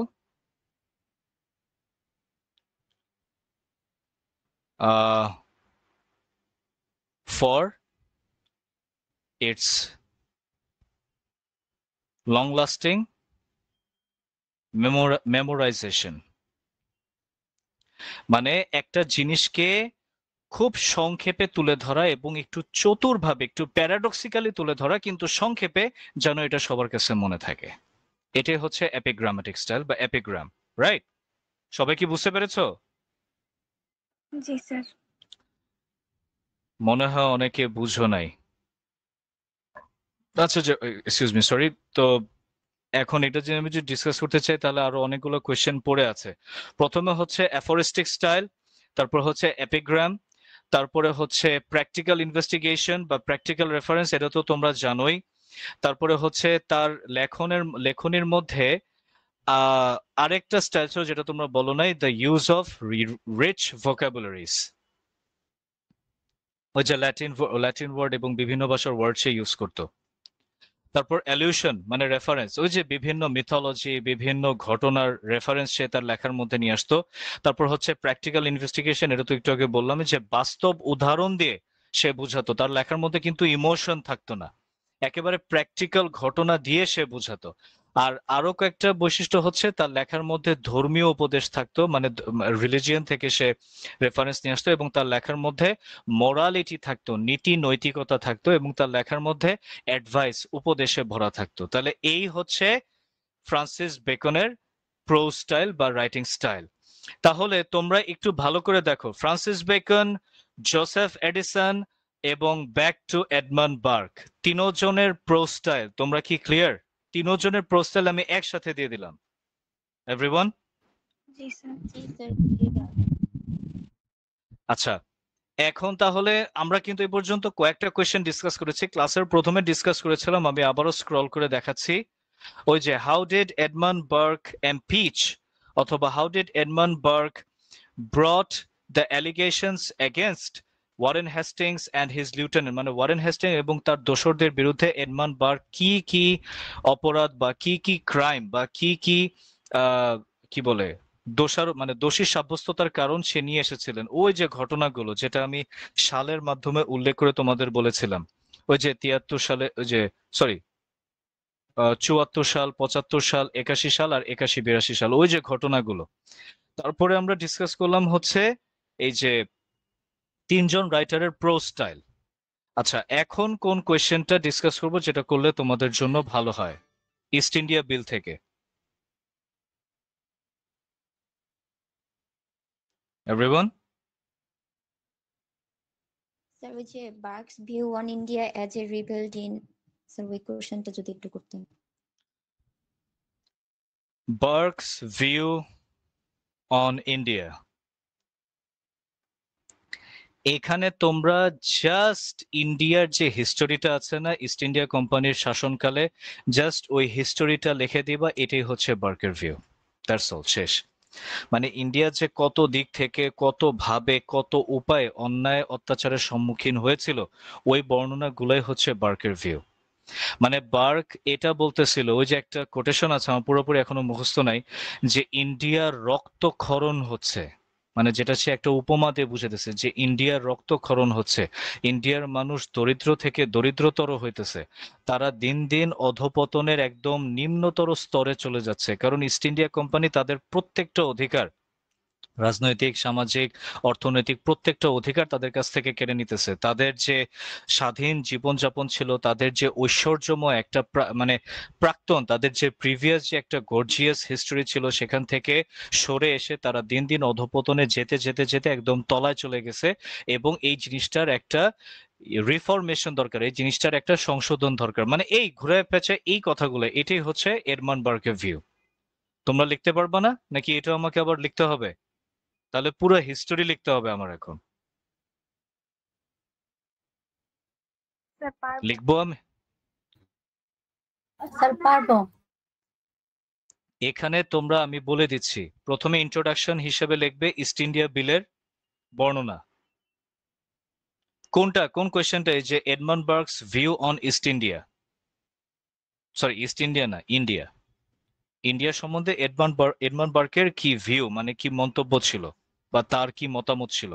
প্রথমে ইন্ট্রোডাকশনে লিখবে ইস্ট ইন্ডিয়া বিল সম্পর্কে, যে বিলটা কেন, কোথায়, কিভাবে বা কারা উত্থাপন করেছিল। সেকেন্ড প্যারাতে লিখবা কি জানো? The history of East India Company, যেটা আমি ওই যে আমাদের ক্লাস রেকর্ডে ওই যে নতুন যে টেলিগ্রাম গ্রুপে, কি দোয়েল মনে আছে না, ইস্ট ইন্ডিয়া কোম্পানির যে জি, পুরা ডিটেল আমি দিয়ে দিচ্ছি, যে কোম্পানিটা কিভাবে তৈরি হয়েছে, কবে, কাদের দ্বারা, এবং কিভাবে তারা ইন্ডিয়ায় প্রবেশ করলো, এই কথাগুলো ডিটেলে লিখবা। কারণ এই সেকেন্ড প্যারা মানে ইস্ট ইন্ডিয়া কোম্পানির যে আবির্ভাব, ইস্ট ইন্ডিয়া কোম্পানি কিভাবে ইন্ডিয়াতে ঢুকলো, এটা কিন্তু এই অ্যান্সারের সাথে সরাসরি যুক্ত। কারণ ইন্ডিয়ার দুরবস্থার জন্য কিন্তু এই ইস্ট ইন্ডিয়া কোম্পানি কিন্তু একদম ডিরেক্টলি জড়িত। আচ্ছা, সেকেন্ড প্যারাতে তো লেখলা ইস্ট ইন্ডিয়া কোম্পানির হিস্টোরি। থার্ড প্যারা থেকে লিখবা the devastating situation of India according to Burke. এখানে তোমরা কতগুলো পয়েন্ট ইনক্লুড করবা, যেরকম পলিটিক্যাল, ইকোনমিক, রিলিজিয়াস, সোশ্যাল। এখানে তোমরা ওই যে যতগুলো ঘটনা আছে, ওই যে পানিপথের যুদ্ধ, তারপর দ্য ব্যাটল অফ প্লাসি মানে পলাশির যুদ্ধ, তারপরে হচ্ছে ওই যে ওয়ারেন হেস্টিংস এর যে কুকাজগুলা, এগুলা। ওকে, লাস্টের প্যারাতে লিখবা বার্কস অপিনিয়ন। এখানে বেশি কথা লেখার দরকার নেই, এটাই লাস্ট প্যারা। এখানে একটু ছোট্ট করে লিখবা। যদি এটা তোমরা না পারো তাহলে গুগলও সার্চ দিতে পারো যে what is barks opinion regarding India.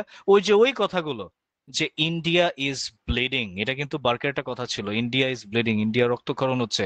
ইন্ডিয়ার মানুষ প্রত্যেকটা দিক থেকে, প্রত্যেকটা সেক্টর থেকে তারা বঞ্চিত হচ্ছে, তাদের জীবন দিন দিন অধপতনের দিকে চলে যাচ্ছে। ব্রিটিশ সরকারের নাম করে ইস্ট ইন্ডিয়া কোম্পানি সেখানে একনায়কতন্ত্র মানে টিরানি, একনায়কতন্ত্র মানে কায়েম করেছে, যেটা আসলে ব্রিটিশ আদর্শের বিরুদ্ধে। মানে ইন্ডিয়ার প্রতি বার্কের যে অপিনিয়নটা, এটা লাস্ট প্যারাতে দিয়ে তোমরা জাস্ট শেষ করে দিবা। তাহলে এই হচ্ছে এই অ্যান্সারের ফুল ফরম্যাট। আরো কি বিশ্লেষণ করার দরকার আছে এভরিওয়ান? হ্যাঁ স্যার। তোমরা ক্লিয়ারলি বুঝছো তো? আচ্ছা, জি স্যার। এখন আমরা তাহলে ইস্ট ইন্ডিয়া বিলের, তো ইস্ট ইন্ডিয়া কোম্পানি ধরো, ইস্ট ইন্ডিয়া বিল থেকে তো আমরা কয়েকটা কোয়েশ্চেন ডিসকাস করলাম। একটা হচ্ছে এডমান্ড বার্কের প্রো স্টাইল, আরেকটা হচ্ছে ওয়ারেন হেস্টিংস এবং তার দোসরদেরকে কিভাবে দোষারোপ করেছিল, আরেকটা হচ্ছে ইন্ডিয়ার প্রতি ভিউ কেমন। স্যার জি একটা স্যার। কোশ্চেন ছিল। হ্যাঁ হ্যাঁ প্লিজ। স্যার, ওই যে ফক্স ইন্ডিয়ান বিল সম্পর্কে যদি সংক্ষেপে একটু কিছু বলে দিতেন বা স্ক্রিনে লিখে দিতেন। কোনটা? Sir, Fox India bill. Fox India bill, that means এই যে এই ইস্ট ইন্ডিয়া বিলটা সম্বন্ধে, এই বিলটা তো ফক্সি মানে ফক্সের নামই তো দেওয়া হয়েছে। Are you confused?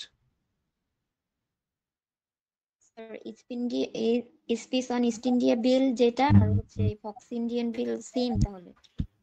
এই বিলটা কাকে, এই বিলটা তো উত্থাপন করেছিল এডমান্ড বার্ক, কারণ সে তো এমপি ছিল। আর চার্লস জেমস ফক্স, সেও এমপি ছিল। দুইজনই কিন্তু উইগ, ওই যে উইগ পার্টি ওখান থেকে ছিল। তো এখন কথাটা হচ্ছে যে এই বিলটার ক্রেডিট কাকে দেওয়া হয়, ইস্ট ইন্ডিয়া বিলের ক্রেডিটটা কাকে দেওয়া হয়? স্যার ফক্স যে চার্লস জেমস ফক্স। আর এই বিলটার উত্থাপন করেছিল হচ্ছে এডমান্ড বার্ক।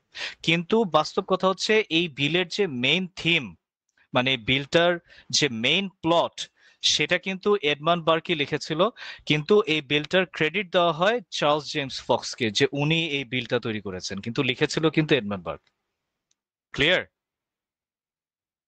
আচ্ছা, জি। আমরা এখন তাহলে চলে যাচ্ছি, সময় বেশি নেই, আমি দেখতেছি মাগরিব চলে যাচ্ছে। আমি আব্রাহাম কাউলিতে চলে যাচ্ছি। Abraham Cowley, almost 6:13। তোমরা থাকতে পারবে তো নাকি এভরিওয়ান? যদি মাগরিবের পরও একটু সময় লাগে। স্যার পারবো। আচ্ছা, আব্রাহাম কাউলি। ক্রিটিসাইজ হেস্টিংস, ওইটা একটু বলে দিতেন। ক্রিটিসাইজ হেস্টিংস, এটাই তো আমি প্রথমের দিকে বলছিলাম। ওই যে how did Edmund Burke impeach Warren Hastings and his lieutenants. Warren Hastings এর কোন কোন কুকর্ম ওয়ারেন হেস্টিংস তার দোসরদের নিয়ে করেছিল, এটাই তো আমি ক্লাসের প্রথমের দিকে বলছিলাম।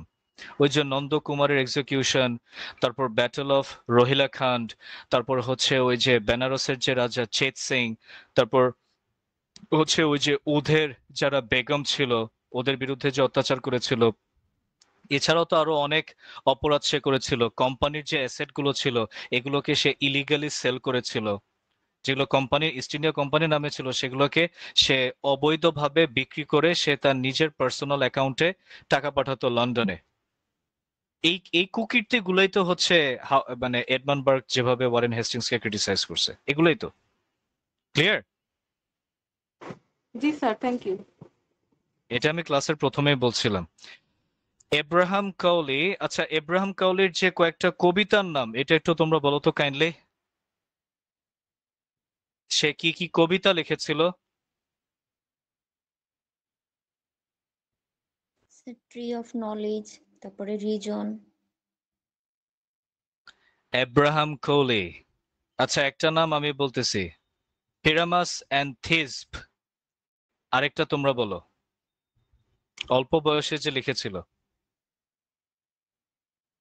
স্যার কনস্টেন্টানিয়া এন্ড কনস্ট্যান্টিনিয়া না, কনস্ট্যান্টিয়া বা কনস্ট্যান্টিয়া এন্ড ফিলেটাস। G sir. মনে পড়েছে? স্যার তারপরে sir poetic blossom. Poetic blossom এটা কবিতা না, এটা কবিতা সংগ্রহে। পোয়েটিক ব্লসমের মধ্যে এই যে এই পিচি পিচি কবিতাগুলো ছিল। তার লেখা সর্বপ্রথম কবি না, মিসেলেনিয়াস আরো পরে। তোমরা ঠিকমতো পড়াশোনা করেন, ঠিকমতো পড়াশোনা কইরা তারপর আইসো ক্লাসে। প্রথম কাব্য সংগ্রহটা যে পোয়েটিক কালেকশন, মানে সে যখন যে স্কুলে ছিল তার জীবনের প্রথম কবিতা সমগ্র ছিল পোয়েটিক ব্লসম, যেটার মধ্যে এই যে কনস্টেন্সিয়া ফিলেটাস, তারপর হচ্ছে পিরামাস এন্ড থিসব এগুলো ছিল। দ্বিতীয় কবিতা সমগ্রটা ছিল মিস্ট্রেস, যেটার মধ্যে ওই যে জানাজান স্বামী যে কয়েকটা কবিতা নাম বলছে, ছোট ছোট কবিতা, এটা হচ্ছে তার দ্বিতীয় কবিতা সমগ্র। ওকে, লাস্টের দিকে মানে ওই যে 1656 বা 38, আচ্ছা যাই হোক অতটা আমার মনে নেই, ওই সময় আরেকটা সমগ্র লিখেছিল এই যে মিসেলেনিয়াস। ওকে, তাহলে প্রথম কবিতা সমগ্র পোয়েটিক ব্লসম, দ্বিতীয় কবিতা সমগ্র মিস্ট্রেস, পরেরটা হচ্ছে মিসেলেনিয়াস। আচ্ছা এখন তোমরা আমাকে বলো যে তার লেখা কয়েকটা কমেডি ছিল। Everyone? The sir guardian. Loves Riedel. আচ্ছা দোয়েল আর আয়শা স্বর্ণা দুইজন দুইটা আলাদা নাম বলেছো। লাভস রিডল, এটা ছিল একটা পেস্টোরাল কমেডি, রাইট? পেস্টোরাল কমেডি ছিল। আরেকটা কমেডি ছিল দ্য গার্ডিয়ান, এটা কিন্তু পেস্টোরাল না। আরেকটা কমেডি ছিল, যারা আমাদের পেইড ক্লাসটা করেছে ওই যে নিউ ফোর্থ ইয়ার টেলিগ্রাম গ্রুপে দেওয়া আছে, ওখানে আমি আরেকটা কমেডির নাম বলেছিলাম, ওটা ল্যাটিন নামে দেওয়া ছিল।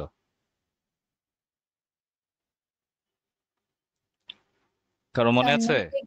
নোপেগ্রিয়াম। হ্যাঁ হ্যাঁ হ্যাঁ, সাবাস সাবাস, বলো। স্যার গতকালকে রাতে পড়েছিলাম স্যার। স্যার নোপেগ্রিয়াম, স্যার জ্যাকলিন, স্যার ভুলে গেছি। নাফ্রাজিয়াম জকুলেয়ার, নাফ্রাজিয়াম জকুলেয়ার, দ্য শিপরেক, মানে ইংলিশ ট্রান্সলেশন নাকি নাফ্রাজিয়াম জকুলেয়ার। আচ্ছা এখন তোমরা আমাকে বলো তার ওয়ান এন্ড অনলি এপিক, সে যে এপিকটা লিখেছিল যেটা ডেভিডিস। ডেভিডিস। ওকে, তো এগুলাই হচ্ছে মোটামুটি তার লেখা সাহিত্যকর্মগুলো। এবং আরেকটা কথা তোমরা আমাকে বলো যে এব্রাহাম কাউলির মানে যে জীবন বৃত্তান্ত, এই জীবন বৃত্তান্তটা কোন ভদ্রলোক সর্বপ্রথম লিখেছিল? Sir doctor Spratt. Doctor Thomas Spratt, doctor Thomas Spratt. আচ্ছা এব্রাহাম কাউলি থেকে মোটামুটি এগুলোই জিজ্ঞেস করার কথা ছিল। আর মেটাফিজিক্যাল পোয়েট্রি কাকে বলে বা মেটাফিজিক্যাল কনসিট যেগুলো আছে, এগুলো তো তোমরা পোয়েট্রির মধ্যে ওই যে 16-17 পোয়েট্রির মধ্যে পড়েছো। আমি তাহলে সরাসরি ব্রড কোয়েশ্চেনে চলে যাচ্ছি। বলো কোনটা আগে ডিসকাস করবো? Which broad question should I go for? Epic qualities. Epic qualities of Davideis, একেবারে সহজ। Epic qualities of Davideis. একটা এপিকের মধ্যে কি থাকে সর্বপ্রথম? একটা হিরো থাকে। হিরো তো আছে, এটা পরে আর কি থাকে? স্যার গ্র্যান্ড স্টাইল থাকে। Exactly, grand language and details, মানে অনেক জাঁকজমকপূর্ণ বর্ণনা সেটাও আছে। আচ্ছা ডেভিডিস এটার সূত্রটা কোথায়, এটার সোর্সটা কোথায়, মানে এটা কোত্থেকে নেওয়া হয়েছে? Sir king David. Sir Bible থেকে, কিং ডেভিডের কাহিনী থেকে। এক্স্যাক্টলি, বাইবেল থেকে নেওয়া হয়েছে। সো বাইবেল থেকে যেহেতু নেওয়া হয়েছে, এটার গ্র্যান্ড ডেসক্রিপশন বা এটার যে গ্র্যান্ড ডিটেল, ওটা তো অবশ্যই অনেক জাঁকজমকপূর্ণ থাকবে, কারণ এটা নেওয়া হয়েছে বাইবেল থেকে। তারপরে হচ্ছে দি অ্যাডভেঞ্চার অফ ডেভিড, যেটা এপিকের আরেকটা বৈশিষ্ট্য, ওই যে হিরো কি কি অ্যাডভেঞ্চার করে, ওই যে যুদ্ধ তারপর আরো যা যা কিছু আছে, তাই না? তারপর হচ্ছে the bravery of the hero, এটাও আছে। ওই যে ডেভিডের যে বীরত্ব, সে যে রাজা হয়েছিল, সে যে প্রজাবৎসল ছিল। তারপর একটা হচ্ছে কাইন্ডনেস অ্যান্ড গ্রেটনেস, দয়ালু এবং মহত্ব ডেভিডের। এটাও কিন্তু ছিল ওই যে সে ইসরায়েল, মানে ডেভিড কোন জায়গায় রাজা ছিল? ইসরায়েলের না? তো ইসরায়েলের প্রজাদের প্রতি তার যে মহত্ব ছিল, তার যে দয়ালু ছিল, মনোভাব ছিল, এগুলো সবকিছু প্রকাশ পেয়েছে। তো এই 4-5টা কোয়ালিটি বর্ণনা করলেই কিন্তু এপিক কোয়ালিটি হয়ে যায়, যেটা ডেভিডিসের মধ্যে ছিল। কেউ কি একটু বলতে পারো কিং ডেভিডের আগে ইসরায়েলের রাজা কে ছিল? Who was the king before king David? Anyone? Sir Israel নিজে Saul, God king himself. Saul, king Saul, SAUL, king Saul. ঠিক আছে, আমি কাহিনীটাও বলে দিচ্ছি। ডেভিড কিন্তু কোনো রাজবংশের কেউ ছিল না, সে ছিল খুব সাধারণ একজন শেফার্ড। সে যখন একদিন মাঠে মেষ চড়াচ্ছিল জোয়ান বয়সে, তখন ওই যে খ্রিস্টানদের যে একজন সেইন্ট আছে না, ওরা তো সেইন্টে বিশ্বাস করে, মানে আমরা যেরকম নবী রাসূল বিশ্বাস করি, ওরা বিশ্বাস করে সেইন্টে। তো ওদের একজন বিখ্যাত সেইন্ট আছে, স্যামুয়েল। ঠিক আছে, তো এরকম একজন সেন্ট ওই মাঠে এসেছিল এবং ডেভিডকে ভবিষ্যৎবাণী দিয়েছিল যে you will be the next king of Israel. এবং পরবর্তীতে এই ডেভিড কিং সলের পরে সেই রাজা হয়ে যায়, কিং সলকে সিংহাসন থেকে সরানোর পর।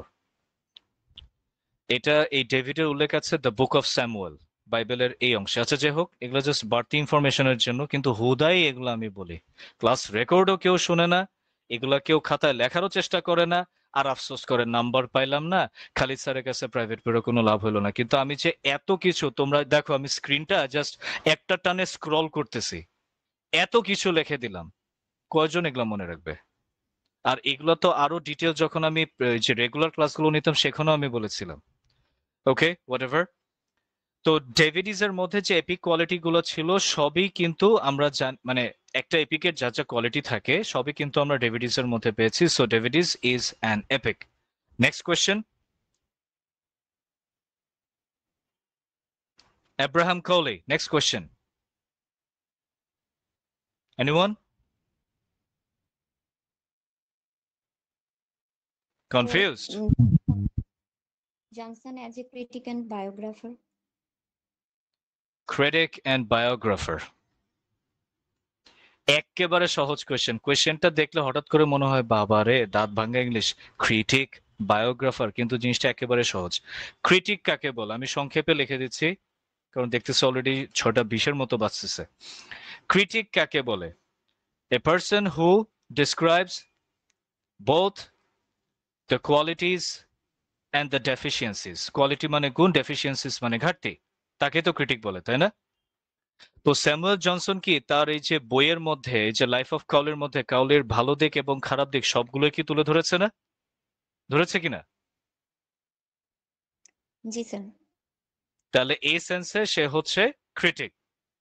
আর বায়োগ্রাফার, বায়োগ্রাফার মানে হচ্ছে the detail story of the whole life of Abraham কাউলি।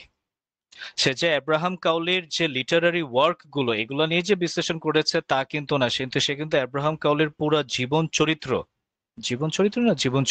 Whatever, মানে যে অটোবায়োগ্রাফি যেটা, এটাও কিন্তু সে তুলে ধরেছে। সে জীবনে কি কি করেছিল তার শুরু থেকে জন্ম থেকে শেষ পর্যন্ত প্রত্যেকটা খুঁটিনাটি জিনিস সে তুলে ধরেছে। That's why he is a biographer. সে কিন্তু আব্রাহাম কাউলির কোনো ডিটেল সে কিন্তু মিস করেনি। তাহলে একদিকে যেরকম জীবন বৃত্তান্ত, অন্যদিকে আব্রাহাম কাউলির যে ইভালুয়েশন, মানে আব্রাহাম কাউলির যে মূল্যায়ন, এই দুটো করেছে দেখেই সে হচ্ছে critic and biographer. Clear? Sir এটার সাথে কি আর্ট অফ রাইটিং বায়োগ্রাফি এটার কোনো মিল আছে না ডিফারেন্ট দুইটা?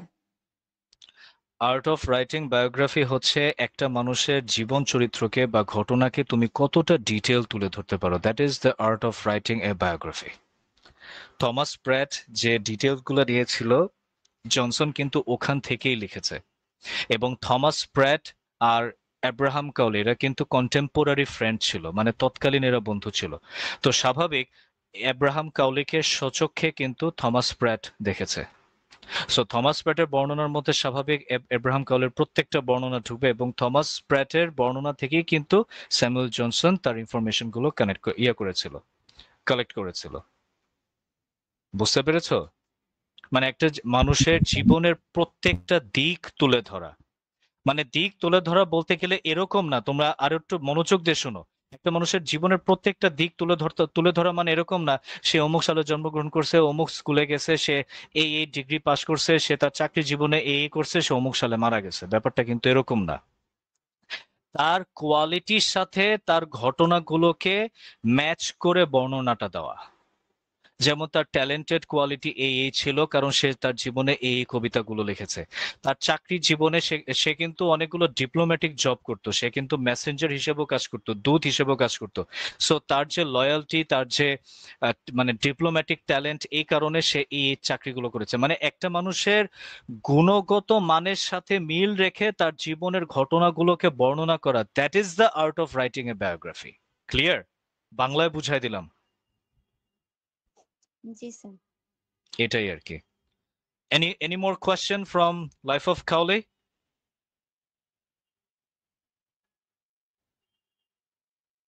না স্যার। আচ্ছা, তাহলে আমরা সরাসরি এখন চলে যাচ্ছি মজার জায়গা, যেটা হলো the Spectator Club, the Spectators Club. আচ্ছা, এখন তোমরা আমাকে বলো স্পেকটেটর ক্লাবে জানি কয়টা চরিত্র ছিল? How many characters? 6টা। 6টা। 6টা? আচ্ছা দেখি, প্রথমটা কি? Who was the first character? Sir Roger ডিকার। Roger de Coverley. Okay, লিখলাম। Next.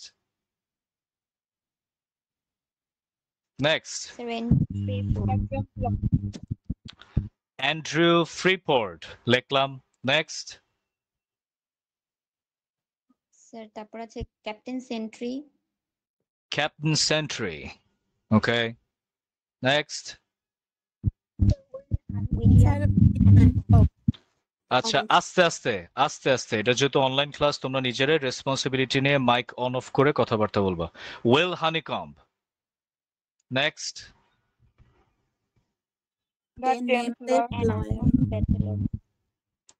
আচ্ছা, an unnamed lawyer অথবা young lawyer, an unnamed young lawyer। আর আরেকজন কে ছিল? an unnamed clergyman, মানে ধর্মীয় গুরু বা ধর্মীয়, মানে ক্লার্জিম্যান যারা হচ্ছে, যারা ওই যে গির্জাতে ধর্ম প্রচারের বা ধর্মীয় যে কাজগুলো করে থাকে, ওই যে আমাদের মসজিদের ইমামের মতো। আচ্ছা, কয়টা ক্যারেক্টার হলো? গুণ না, কয়টা ক্যারেক্টার হয়েছে? 6টা হয়েছে। আচ্ছা, তাহলে সব ইনক্লুড হয়ে গেছে না? সবাই চলে আসছে? স্যার স্পেকটেটর তো নিচেই আছেন। এটাই আমি শুনতে চাচ্ছিলাম, এটা বলতে অনেকে ভুলে গিয়েছে। The টিটুলার character. টিটুলার মানে কি? টাইটেলের মধ্যে, মানে নামের মধ্যে যার উল্লেখ আছে, স্পেকটেটরস ক্লাব, এটা কি টাইটেল না? তো এই টাইটেলের মধ্যে যে ক্যারেক্টারটা আছে ওকে বলে টিটুলার ক্যারেক্টার, মানে দ্য স্পেকটেটর হিমসেলফ। এটা কে ছিল বলো তো আসলে? মানে চরিত্রটা আসলে কার ডেপিকশন ছিল?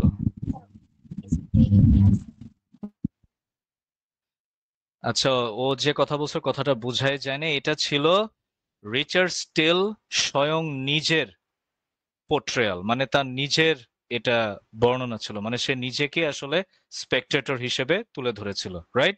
কি ভুল বললাম? না স্যার। আচ্ছা ঠিক আছে, মাগরিবের আজান দিচ্ছে, তোমরা কন্টিনিউ করতে পারবে তো ইনশাল্লাহ? না স্যার। যে স্যার 24 নামাজের জন ব্রেক ছিল দেওয়া মাশাআল্লাহ। যাবে? স্যার ওয়ার্ড অবশ্যই নামাজে তো কোনো বাধা। আচ্ছা, নামাজের ব্রেক আমরা কতক্ষণ নিতে পারি? তাড়াতাড়ি বলো। স্যার 15 আমির। মিনিটস।